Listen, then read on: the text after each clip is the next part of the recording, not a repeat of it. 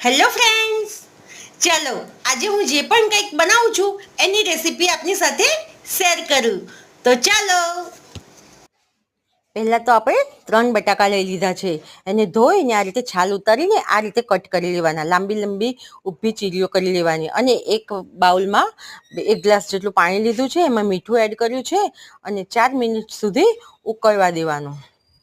જુઓ, પછી ઉકળી જાય 3 થી 4 મિનિટ પછી આપણે આ બટાકાની જે ચીરીઓ કરી છે એને આપણે કાઢી લઈશું અને કપડાથી સાફ કરી કોરા કરી અને એમાં એક ચીલી ફ્લેક્સ 1 ચમચી જેટલું એડ કરીશું, 2 ચમચી જેટલો ચોખાનો લોટ અને 1 ચમચી કોર્નફ્લોર એડ કરી અને આ રીતે સારી રીતે મિક્સ કરી લઈશું. ઉપર જીરું પાવડર પણ અને લાલ મરચું એ બંને પણ એડ કરી લઈશું અને આ રીતે સારી રીતે મિક્સ કરીશું. બરાબર. પછી તેલ ગરમ કરવા મૂકીશું એક કઢાઈમાં અને એ બરાબર ગરમ થઈ જાય ને ત્યારે આ રીતે ફ્રાય કરી લેવાના.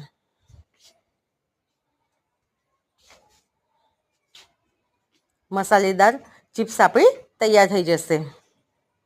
જો આ રીતે બધી સ્લાઈસ આપણે ફ્રાય કરી લીધી છે.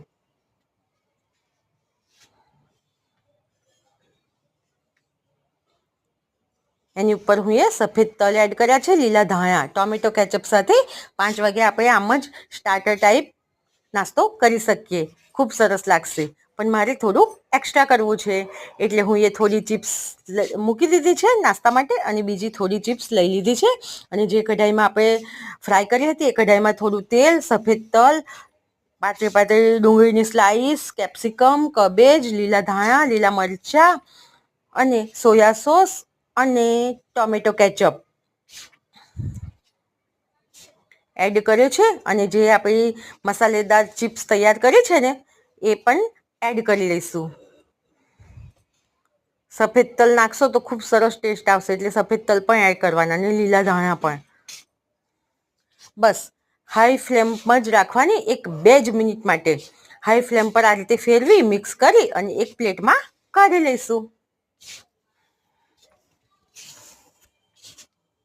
ઉપરથી સરસ ક્રિસ્પી અને એકદમ ટેસ્ટફુલ સ્ટાર્ટર આપણું રેડી છે.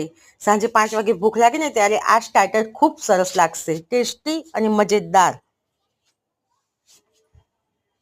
ચાલો ત્યારે ટેસ્ટ કરીએ આપણે. ખૂબ જ સરસ ટેસ્ટી છે. હા,